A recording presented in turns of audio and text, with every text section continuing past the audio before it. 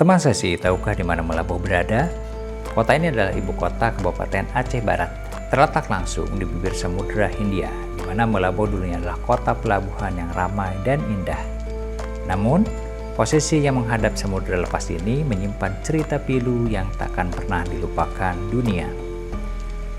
Pada Minggu pagi 26 Desember 2004, gempa megatrust bermagnitudo sebesar 9,1 mengguncang dahsyat kota ini.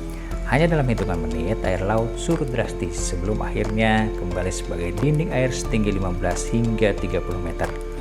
Karena posisinya sangat dekat dengan pusat gempa, Meulaboh menjadi salah satu wilayah pertama yang luluh lantah dihantam tsunami.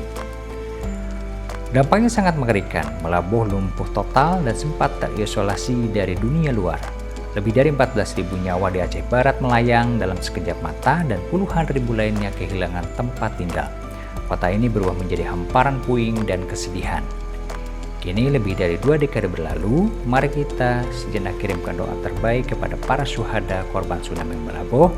Kita juga dapat mengambil hikmah dari bencana ini adalah tentang ketabahan, solidaritas global, dan pentingnya kesiapsiagaan terhadap bencana.